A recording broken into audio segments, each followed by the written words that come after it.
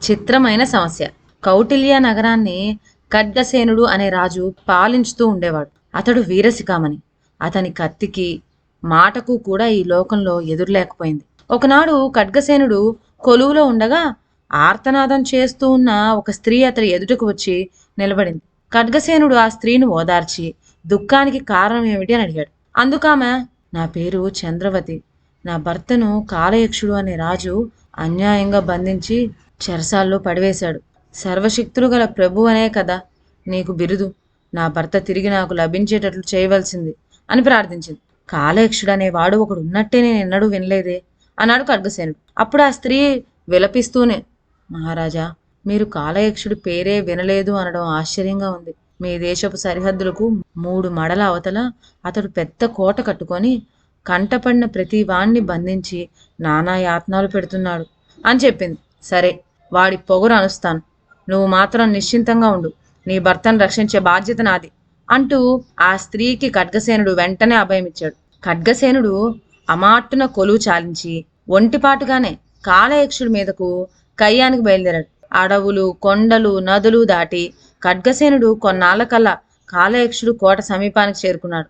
సైన్యం అది ఏమీ లేకుండా స్వయంగానే కాలయక్షుడిని ఓడించాలని ఖడ్గసేనుడు పట్టుదల. కోట సమీపించాడు. ద్వారాలు బంధింపబడి ఉన్నాయి. ద్వారాలను 3 సార్లు గట్టిగా తన్ని ఈ కోటకు రాజైన వాడెవడో బయటకు రావచ్చు. ఖడ్గసేనుడు బాహాబాహి యుద్ధానికి పిలుస్తున్నాడు అన్నాడు. వెంటనే కోట తలుపులు తెరుచుకున్నాయి. వికృత ఆకారుడొకడు పొట్ట చెక్కలయ్యేలాగా నవ్వుతూ, ఓహో, నువ్వా ఖడ్గసేనుడివి? అయితే నేనే కాలయక్షుణ్ణి. నాతో బాహాబాహి యుద్ధానికే వచ్చావా అన్నాడు. కాలయక్షుడి ప్రవర్తన, అతడు మాట్లాడే తేలిక మాటలు ఖడ్గసేనుడికి విపరీతమైన కోపాన్ని తెప్పించినాయి. వెంటనే వరలోని కత్తి దూసి అతడి పైకి దూకాడు. కాలయక్షుడు మళ్ళీ నవ్వాడు. ఖడ్గసేన, నీ కత్తి నీ స్వాధీనంలో ఉందనుకుంటున్నావేమో. నా కోటకు చుట్టూ ఆమడ దూరంలో నా అనుమతి లేనిదే గాలి కూడా కదలదు సుమా అన్నాడు. ఖడ్గసేనుడు మండిపడి కత్తి ఎత్తబోయాడు. కానీ అతని చెయ్యి అంగుళం ఎత్తు కూడా లేవలేదు. కత్తెల చేతిలో వేళ్లాడుతూ ఉండిపోయింది. నువ్వెందుకు వచ్చావో నాకు తెలుసు అన్నాడు కాలయక్షుడు నవ్వుతూ. నీ శరణు వేడిన ఆ స్త్రీ భర్తను వదిలేస్తాను, కానీ అతడికి బదులుగా నిన్ను బంధిస్తా, సరేనా అన్నాడు. ఖడ్గసేనుడిని సమీపిస్తూ నివ్వెరపోయాడు ఖడ్గసేనుడు. తన భుజబలం, పరాక్రమం ఎందుకు పనికిరాకుండా పోయినందుకు చాలా విచారించాడు. అతడు ఆలోచిస్తున్నంతలో కాలయక్షుడు మళ్ళీ ఇలా అన్నాడు. ఖడ్గసేన, నిన్ను బంధించటం నాకేమంత ఇష్టంగా లేదు. నేను అడిగిన ఒక ప్రశ్నకు సంవత్సరం లోపుగా నువ్వు సరైన జవాబు చెప్పగలిగితే నిన్ను క్షమించి వదిలేస్తాను అన్నాడు. ఏమిటా ప్రశ్న అని అడిగాడు ఖడ్గసేనుడు వేరే దారి తోచక. ప్రశ్న ఏమంత పెద్దది కాదు, కానీ జవాబే కష్టమైంది. అయినా ఆ ప్రశ్న విను. అన్నిటికన్నా స్త్రీ మిన్నంగా కోరేది ఏమిటి? 1 సంవత్సరం లోపు నువ్వు తెలుసుకొని చెప్పాలి అన్నాడు కాలయక్షుడు. సరే అని బయలుదేరాడు ఖడ్గసేనుడు. రాజోచిత్తమైన తన దుస్తులను మూట కట్టి భుజాన వేసుకుని ఒక సామాన్య పౌరుడుగా పట్టణాలు, గ్రామాలు తిరగసాగాడు. కాలయక్షుడు తనను అడిగిన ప్రశ్న అనేక మంది స్త్రీలను అడిగాడు. అన్నిటికన్నా స్త్రీ మిన్నగా కోరేది ఏమిటి? ఈ ప్రశ్నకు తలా ఒక విధంగా జవాబు చెబుతూ వచ్చారు. అందమైన భర్త అని కొందరు, ధనవంతుడైన భర్త అని కొందరు అన్నారు. మరికొందరు బుద్ధిమంతుడైన భర్తను కోరుతాం అన్నారు. ఈ విధంగా అందరూ అన్ని రకాల జవాబులు చెప్పారు. ఇంతలో సంవత్సరం గడువు పూర్తి కావచ్చింది. కాలయక్షుడికి ఇచ్చిన మాట ప్రకారం ఖడ్గసేనుడు తిరిగి అతడి కోటకు బయలుదేరాడు. కొన్నాళ్ళు ప్రయాణం చేసి ఒక రాత్రి మళ్ళీ కోట ప్రాంతాలకు వచ్చాడు. ఖడ్గసేనుడు ఆ రాత్రికి కోట పక్కనే ఉన్న అడవిలో కాలం గడిపి తెల్లవారి కాలయక్షుని కలుసుకోవచ్చుననుకొని ఒక చెట్టు కింద విశ్రమించాడు. బాగా నడిరాత్రి అయ్యేసరికి దూరంలో చిన్న వెలుగు కనపడి స్త్రీరోదన వినపడింది. ఖడ్గసేనుడు నిద్రమత్తులోంచి బయటకు వచ్చి ఆ స్త్రీ కంఠస్వరం వినపడిన చోటుకు వెళ్ళాడు. వికృతాకారి అయిన ఒక వృద్ధ స్త్రీ అతడి కంటపడింది. ఇంత రాత్రి వేళ ఎందుకు దుఃఖిస్తున్నావు అని అడిగాడు ఖడ్గసేనుడు. నాకిప్పుడు 80 ఏళ్ల వయసు. నన్ను వివాహం చేసుకునేవాడెవ్వడు దొరక్క 60 ఏళ్ల నుంచి ఇలా దుఃఖిస్తున్నాను అన్నది ఏడుస్తూ ఆమె.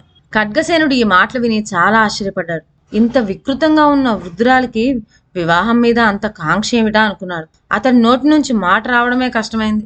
అతడి ఆశ్చర్య కారణాన్ని గ్రహించిన ఆ వృద్ధ స్త్రీ ఇలా చెప్పసాగింది. ఖడ్గసేన మహారాజా, మీరిప్పుడు చాలా ప్రాణపాయ స్థితిలో ఉన్నారు. మీరు కాలయక్షుడి ప్రశ్నకు సరైన జవాబు తెలుసుకోలేకపోయారు. ఆ ప్రశ్నకు సరైన జవాబు నాకొక్కరికే తెలుసు. అయితే ఆ జవాబు చెప్పి పుణ్యం కట్టుకో. నీవు ఏది కోరినా ఇస్తాను, మాట తప్పను అన్నాడు ఖడ్గసేనుడు. సరే, మాట తప్పనన్నావు కనుక చెప్తున్నాను. కాలయక్షుడి ప్రశ్నకు జవాబిది. స్త్రీ అన్నిటికన్నా మిన్నంగా కోరేది ఏమిటంటే తన ఇష్టానికి ఎవ్వరూ అడ్డు చెప్పకపోవటమే అన్నది ఆ వృద్ధ స్త్రీ. సరేనని ఖడ్గసేనుడు ఉదయమే కాలయక్షుడి వద్దకు వెళ్ళి ఈ జవాబు చెప్పాడు. జవాబు వింటూనే కాలయక్షుడు ఆశ్చర్యపడి ఖడ్గసేనుని తెలివితేటలను మెచ్చుకొని అతన్ని వదిలేశాడు. బ్రతుకు జీవుడా అనుకుంటూ ఖడ్గసేనుడు తిరిగి ఆ వికృతి రూపి అయిన వృద్ధ స్త్రీ దగ్గరకు వచ్చి నీకేం కావాలో కోరుకో అన్నాడు. వృద్ధ స్త్రీ నవ్వింది. తనకు కావాల్సిందేమిటో ఇప్పటికే ఖడ్గసేనుడు గ్రహించలేకపోయినందుకు ఆమె ఎంతో ఆశ్చర్యపడింది. మహారాజా, నాకు మాట ఇచ్చారు, ఇదిగో నాకు కావాల్సిందేమిటో చెప్తున్నాను. 60 ఏళ్ల నుంచి నన్ను వివాహం ఆడేవాని కోసం ఎదురు చూస్తూ ఉన్నాను. నేటికి మీరు కనిపించారు, నా పైన కరుణించారు. మీ ఆస్థానంలో ఏ వీరుణ్ణైనా చూచి నాకు పెళ్లి చేసి చిరకాలం నుంచి ఉండి ఉన్న నా కోరిక నెరవేర్చండి అన్నది. ఖడ్గసేనుడి నెత్తిన పిడుగు పడ్డట్టయింది. చూస్తూ చూస్తూ ఈ వృద్ధ కురూపిని తన ఆస్థానంలో ఏ యువక వీరుడు మాత్రం చేసుకోవటానికి ఇష్టపడతాడు? అయినా వాగ్దానం చెల్లించాలి కదా. ఆమెను వెంటబెట్టుకొని తిరిగి కౌటిల్య నగరానికి వచ్చాడు. చాలా కాలానికి మళ్ళీ తిరిగి వచ్చిన మహారాజుకు రాజ్యంలో గొప్ప సన్మానం జరిగింది. కానీ ఖడ్గసేనుడికి మటుకు దిగులు పట్టుకుంది. అతను అన్నాహారాలు మాని రోజు రోజుకు కృషింపసాగాడు. ఎవరెన్ని విధాలా అడిగినా అసలు కారణం బయట పెట్టలేదు. చివరకు ఒకనాడు తన మేనలుడైన రూపధరుడికి వెల్లడించాడు. మామగారి బాధకు కారణం గ్రహించగానే రూపధరుడు ఆ కురూపి అయిన వృద్ధ స్త్రీని తానే వివాహం ఆడతానని సిద్ధపడ్డాడు. రూపధరుడికి ఆ వృద్ధ స్త్రీకి వివాహం జరిగిపోయింది. అందరూ లోపల ఏమనుకున్నా రాజు కుటుంబానికి సంబంధించిన విషయం గనక ఆ కురూపిని గౌరవించక తప్పిందే కాదు. చక్కగా అలంకరింపబడిన గదిలో పెండ్లి కుమార్తె ఉన్నది. రూపధరుడు అక్కడికి వెళ్ళాడు. ఆశ్చర్యం! అక్కడ అతడి కంటికి కనపడిన స్త్రీమూర్తి వృద్ధురాలు కాదు, ఒక చక్కని యువతి, అపురూప సౌందర్యవతి. రూపధరుడు నివ్వెరపోయాడు. నువ్వెవరు అని ప్రశ్నించాడు. నేనా? రూపధరుని భార్యను. కొంత శాపం విముక్తి చెందిన ఆ వృద్ధ స్త్రీని నేనే అని నిజం వెల్లడించింది. ఇందుకు అతను మళ్ళీ ఆశ్చర్యపోయాడు. సుందరి, నీకు కలిగిన శాపం ఏమిటి? అది తొలిగే మార్గం ఏమిటి అని ఆత్రంతో అడిగేసరికి ఆమె ఇలా బదులు చెప్పింది. రాజకుమారా, కురూపినని ఎంత మాత్రమూ సంశయించక నీ మామ మాటను నిలబెట్టడం కోసమని నన్ను నీవు పెళ్లాడటానికనే అంగీకరించడంతో నాకు సగం శాపం పోయింది. ఇక తక్కిన సగము అనగా పూర్తి శాపం పోవటానికి నిన్ను నేనొక ప్రశ్న వేస్తాను. నాకు శాపం విముక్తి కావటం నీవు చెప్పే జవాబు మీద ఆధారపడి ఉంటుంది అన్నది. ఆ ప్రశ్న ఏమిటో చెప్పమని రూపధరుడు ఆమెను తొందర పెట్టాడు. అప్పుడు ఆమె, ఈ సుందర రూపంలో నేను రోజు కొన్ని గంటలు మాత్రమే కనిపించగలను కనుక ఆలోచించి చెప్పాలి. నేను ఏ ఏ వేళలా ఈ రూపం ధరించాలి అని అడిగింది. తడుముకోకుండా రూపధరుడు నీ ఇష్టమే నా ఇష్టం అన్నాడు. ఈ జవాబు వినగానే ఆ యువతి రూపంలో ఉన్న వృద్ధ స్త్రీకి పట్టలేనంత సంతోషం కలిగింది. వెంటనే రూపధరుని సమీపిస్తూ, నాకు మీరు ఏ అడ్డంకి చెప్పకుండా సమస్యను నా ఇష్టానికే వదిలేశారు కనుక ఇప్పటికి నా శాపం పూర్తిగా నివృత్తి అయింది. నేనిక అన్ని వేళలా ఈ స్వరూపంలోనే ఉండిపోగలను అని చెప్పింది. అలా మన వృద్ధురాలి శాపం పోయి రూపధరుడితో సుఖంగా జీవనం సాగించింది. ఇదండి ఇవాల్టి కథ. మరొక మంచి కథతో నెక్స్ట్ వీడియోలో కలుద్దాం. అంతవరకు సెలవు. నా ఛానల్లోని కథలు మీకు నచ్చినట్లయితే నా ఛానల్ను లైక్ చేసి సబ్స్క్రైబ్ చేయండి. షేర్ చేయడం మర్చిపోవద్దు. కొత్త కథల నోటిఫికేషన్ కోసం బెల్ ఐకాన్ ప్రెస్ చేయండి. Thank you.